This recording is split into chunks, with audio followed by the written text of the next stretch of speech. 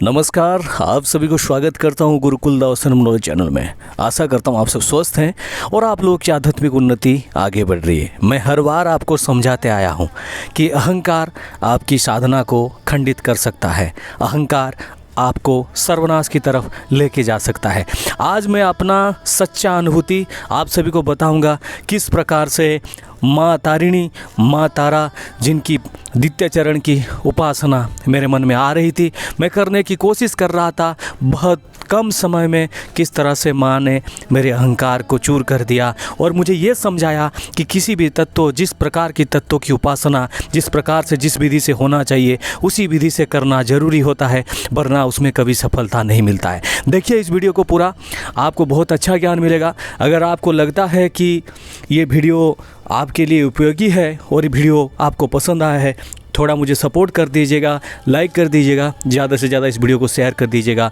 अगर अभी आप इस वीडियो को पहली बार देख रहे हैं या फिर मेरे चैनल में नया है तो मेरे चैनल को सब्सक्राइब करके जो बेल आइकन है उसमें क्लिक करके ऑल नोटिफिकेशन सेट कर दीजिएगा, ताकि आने वाले जितने भी सारे वीडियो है उसका नोटिफिकेशन आप तक पहुँचता जाए।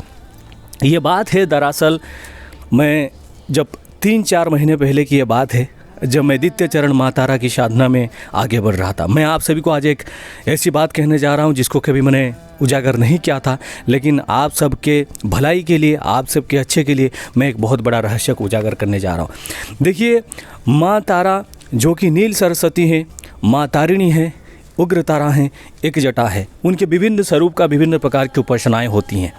मैं सदैव ही, जब 7-8 साल से मैं हमेशा, पता नहीं मेरे मन में कैसा ख्याल आता है कि मैं हमेशा ही किसी भी संकट में, कुछ भी है, माँ तारिणी की नाम हमेशा मन ही मन में लेता हूँ।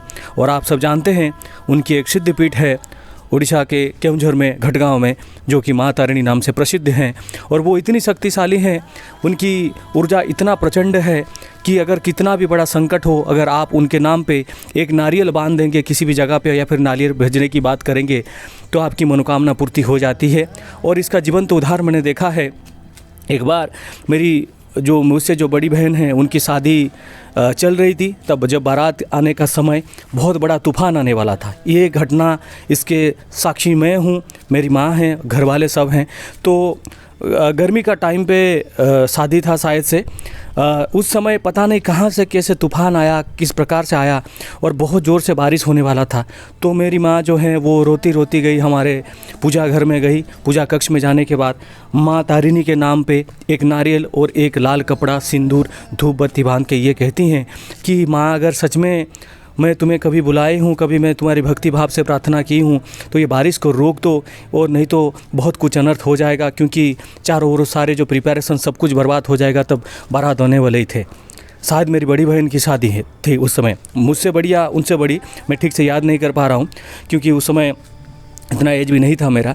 तो मुझे ये फील हुआ कि अचानक ही एक प्रकार की क्लाइमेट में चेंज हुआ, वो बारिश पूरी तरह से रुक गई और तूफ़ान रुक गई। इसी प्रकार से अगर कोई लोग अभी उड़ीसा से मुझे सुन रहे हैं, उड़ीसा से मुझे इस मेरी चैनल को फॉलो करते हैं, तो उनको ये पता चल रहा होगा कि माँ तारिणी की कृपा कितनी बड़ी है, उनका रहस्य कितनी बड़ी है। एक एक करके मैं सारे शक्तिपीठों के बारे में कभी आपको बताऊँगा समय के अनुसार, क्योंकि समय हो नहीं पाता है, आप लोग जानते हैं। तो मैं 8-9 साल से माँ तारिणी की उपासना, तारिणी स्वरूप में माँ संकट तारिणी, जिसको बंगाल में विपद तारिणी कहते हैं, उनकी उपासना में निरंतर करता रहता हूँ। यानी उनकी स्तुति करना, उनकी जयकार लगाना, हर जगह पे उनकी छोटे छोटे मंदिर में जाना, यानी छोटा तो कहना सही नहीं है, लेकिन जहाँ पे कहीं पे रोड के कुछ साइड में थोड़ा सा उनका आस्थान दे के किया गया है पूजा पाठ, उस प्रकार में मंदिर में जाना, उनके निमित्त कुछ करना, ये सब कुछ चलता रहता था। तो लास्ट ईयर मुझे महाविद्या तारा की, माँ तारिणी की एक बहुत बड़ी विद्या प्राप्ति हुई, जिस विद्या को मैं पूरी तरह से माँ तारिणी स्वरूप में मैंने सात्विक रूप में किया, और वो मैं करने के बाद सफल भी हुआ। जब मैं सफल हुआ तो मेरे मन में ये अहंकार आ गया कि मैंने तो बहुत बार ये सुना था कि वशिष्ठ ऋषि को जो है उनको सफल नहीं हुआ, उनको पंचमकार साधना करना पड़ा, चीनाचारा पद्धति में जाके बुद्ध मुनि से सीखना पड़ा, सब कुछ सीखना पड़ा। तो माँ तो मुझे कृपा कर रही है और माँ तो मेरी बात सुनेगी ही सुनेगी, तो मैं अपने पद्धति में, जो पद्धति से कर रहा हूँ उसी पद्धति में उनको प्राप्त कर लूँगा। आप ये बात मान के चलिए, मुझे 13 साल के बाद कम से कम 12-13 साल कंटिन्यू उनकी जो है स्मरण करना, मनन करना, या फिर बचपन से पूजा पाठ करने के बाद प्रथम चरण की उनकी जो प्राप्ति हुई थी, उनकी आशीर्वाद प्राप्ति हुई थी। इसीलिए बहुत सारे लोग ये सवाल करते हैं, आपको आके कुछ लोग बोलते हैं, आपकी हानि करते हैं, आपके साथ छल करने की कोशिश करते हैं, आप उनको कुछ प्रहार क्यों नहीं करते? देखिए, प्रहार करने वाला मैं कौन हूँ? और मैं सबसे बड़ी बात ये कहता हूँ कि मैं माँ तारिणी की उपासक हूँ, और हमारे जो कार्य होता है वो तारने के लिए होता है, ना ही किसी को मारने के लिए। इसीलिए मैं हर इंसान की जो गलती को माफ़ कर देता हूँ, क्योंकि माँ तारिणी के भक्त कभी किसी को चोट नहीं पहुँचा सकते, क्योंकि वो मातृमयी करुणामयी माँ है। तो इनकी उपासना करके हम लोगों को कल्याण करते हैं, ना ही लोगों के बारे में कोई बुरा सोचते हैं।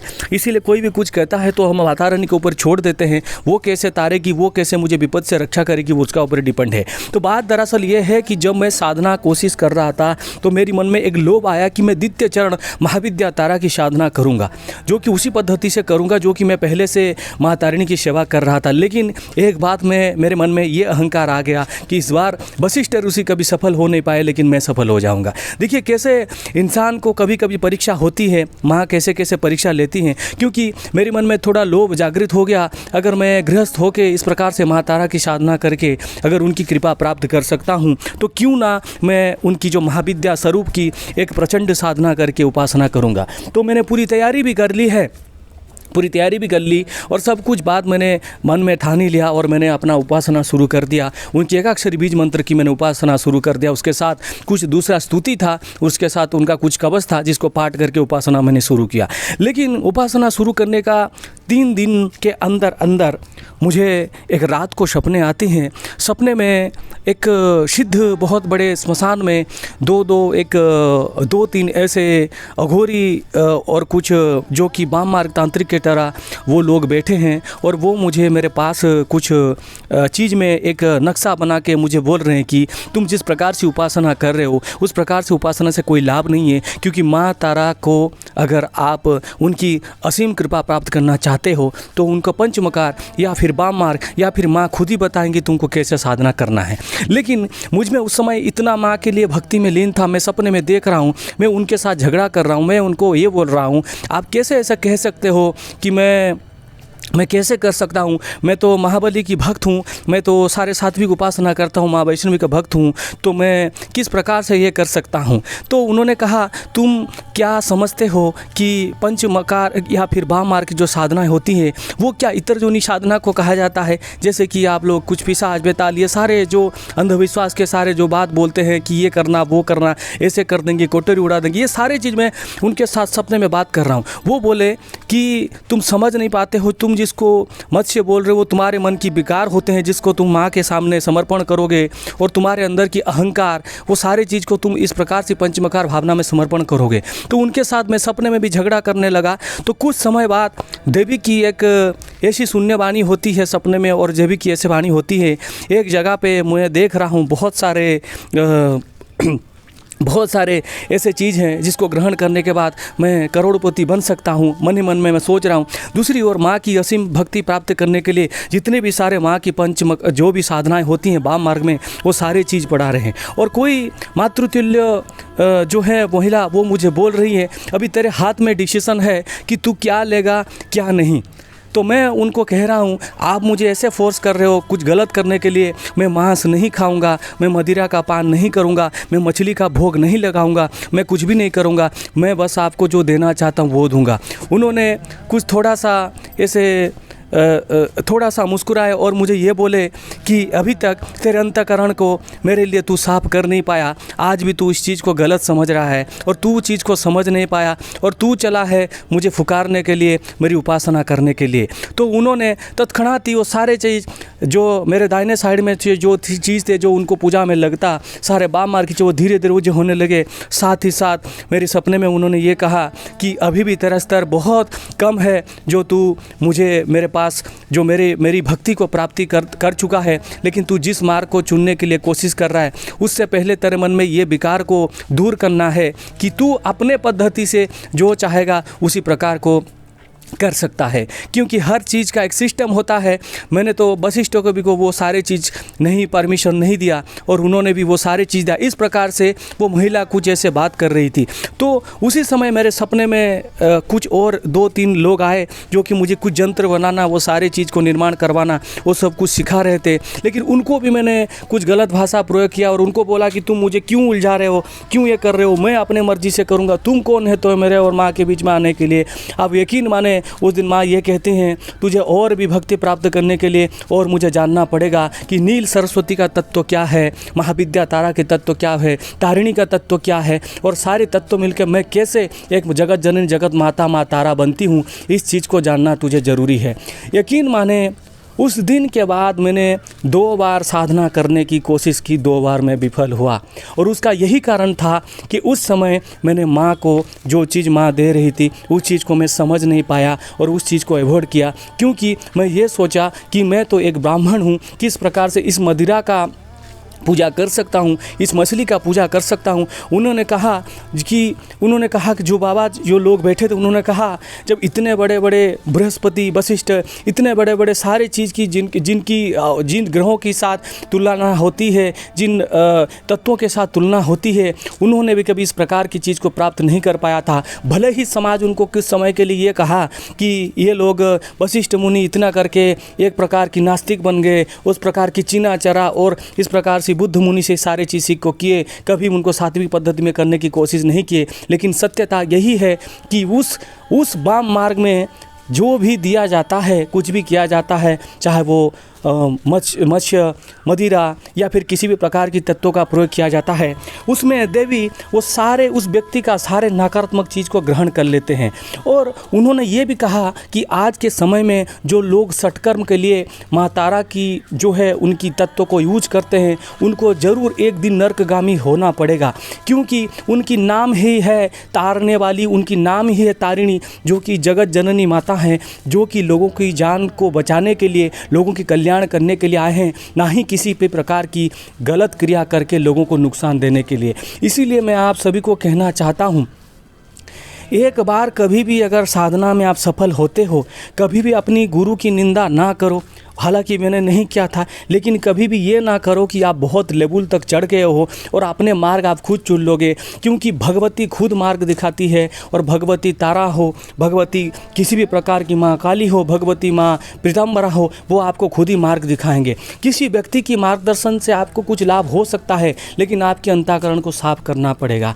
तभी से मैं कंटिन्यू 10 साल तक प्रथम चरण की जो बातें सब पूजा पाठ सब कुछ करके जब सफल हुआ, द्वितीय चरण में मेरे मन में ये लोभ आ गया, ये अहंकार आ गया कि इसी पद्धति से मैं आगे की रास्ता भी तय कर दूंगा, लेकिन वो मेरे लिए गलत था। अगर आने वाले समय में कभी भी मुझे उनकी कृपा प्राप्ति करने के लिए बहुत उच्च कोटि की वाम मार्गी या फिर दक्षिण मार्ग में हो या फिर किसी भी मार्ग में हो या फिर चीना चरा या फिर किसी भी प्रकार पद्धति से उनकी उपासना करना पड़े, अगर देवी खुद आती हैं तो मुझे करना पड़ेगा, वरना कभी भी मैं उसमें सफल हो नहीं पाऊंगा। इसीलिए आप कभी भी ये ना समझे कि आपने बहुत कुछ प्राप्त कर लिया है। अगर आपने बहुत कुछ प्राप्त कर लिया है तो ऊपर देवी हैं आपको समझाने के लिए कि तू मेरे सामने अभी भी बालक है, खुद को महान मत समझ। मैं आज पूरी खुशी के साथ मेरी एक्सपीरियंस को शेयर इसलिए कर रहा हूँ क्योंकि आने वाले समय में बहुत सारे लोग ये सोचते हैं मैंने देवी माँ की 50 लाख मंत्र जाप कर दिया, आगे मैं खुद अपने सब कुछ तय कर सकता हूँ। वो कभी भी नहीं हो सकता। और वो विद्या से विद्या महाविद्या हैं। लेकिन सबसे बड़ी खुशी की बात यही होती है कि आज भी वो मुझे हर विपत्ति से मेरी प्राण को रक्षा करती हैं, हर जगह पे मुझे समझाती हैं। लेकिन मेरी अगर उस दिन मैंने उस यंत्र की विद्या को सीखने की कोशिश किया होता या फिर अगर उन्होंने जो वाम मार्ग की जितने भी सारे पूजा की सामग्री दिए थे उनको अगर मैं हाथ में ग्रहण करके उनकी उपासना शुरू कर लेता तो आज मुझे इस सारे चीज़ के लिए इस प्रकार से चिंता करना नहीं पड़ती। और उस समय मेरी मन के यही विकार था कि जगत जननी माँ हो के किस प्रकार से मत्स्य को ले सकती हैं, किस प्रकार से ये सारे चीज़ को ग्रहण कर सकती है। उन्होंने वही समझाया जो मत्स्य होता है वो तेरी मन की विकार होता है, और उसको मैं खाऊंगी, उसको मैं जब ले जाऊंगी तेरे अंदर उसी प्रकार से करुणा भावना जागृत होगी जो हर इंसान को देख के एक प्रकार की होगी। मैं एक बात कहना चाहता हूँ, आपने मुझे बहुत बार देखा है कि मैं गुस्सा हो सकता हूँ, आपको कुछ बोल सकता हूँ, आप क्यों गलत बात बोलते हो, क्यों कमेंट करते हो, कुछ भी करते हो, लेकिन मैं आपके बारे में कभी बुरा नहीं सोच सकता। यही खासियत होती है माँ तारा की साधना में, यही खासियत होती है कि माँ तारा, इसीलिए हर इंसान माँ तारा की साधना, तारा महाविद्या की साधना नहीं कर सकता। आज जो लोग आप देख रहे हैं, बहुत सारे लोग, चाहे वो कामाख्या में हो, चाहे वो बंगाल में हो, चाहे वो किसी भी जगह पे हो, जो कोई भी इस प्रकार से कर्म कर रहे हैं, उनको तारण कर्म करने की आवश्यकता है, ना ही किसी को नुकसान पहुंचाने की आवश्यकता है, क्योंकि जो जन करुणामयी माँ तारा है वो कभी भी किसी का नुकसान नहीं करेंगी, चाहे आप कुछ भी कर लो। मुझे तो कभी कभी ये भी बहुत दुख होता है कि लोग एक रात में कैसे 10 महाविद्या सिद्ध करने की बात करते हैं। प्रथम चरण की एक भक्ति प्राप्त करने के लिए मुझे 10-12 साल लगे। बचपन से उनकी सेवा, बचपन से उनकी पूजा तारिणी स्वरूप में करता आया, अभी तक मैं एक लेवल तक नहीं पहुंचा जो कि मैं खुद ये समझ रहा था कि मुझे बहुत कुछ प्राप्त हुआ है, लेकिन मेरी अहंकार को उन्होंने चूर चूर कर दिए। इसीलिए आप सभी से अनुरोध करता हूं कि किसी भी प्रकार की जब महाविद्या साधना करते हो, कभी ये मत समझना कि आपको बहुत सारे विद्या मिल गया है, आप बहुत कुछ हो, क्योंकि आप जितना भी कोशिश करो, कलयुग में एक महाविद्या को जानने के लिए कम से कम आपको 20-25 साल की मेहनत की आवश्यकता है, तभी जाके उनकी तत्वों के बारे में समझ पाओगे, तभी जाके उठ जाओगे। इसीलिए कभी भ्रम में ना रहना, एक मंत्र से 10-10 महाविद्या सिद्ध हो जाएंगे एक रात में, उस प्रकार से भ्रम में ना रहना, अन्यथा आप अपना ही हानि करोगे, आपका समय का बर्बाद, आपका ज्ञान का बर्बाद और सब कुछ बर्बाद। क्योंकि माँ तारा, चाहे वो माँ तारा हो, चाहे वो माँ पीताम्बरा हो, हर किसी की स्वरूप की उपासना करने के लिए उनको जानना पड़ेगा कि उनकी मेन लॉजिक है। 12 साल 10 साल तक मैं ये समझ नहीं पाया कि माँ के लिए वो बाम मार किया है।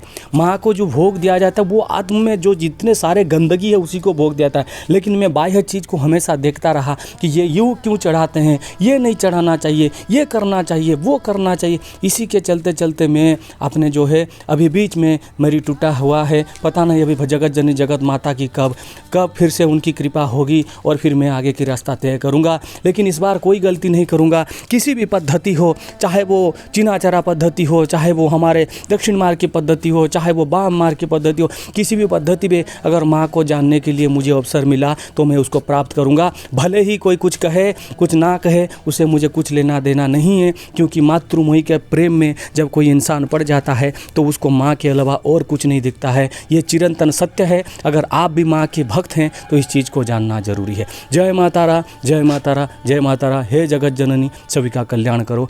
जय शंकर।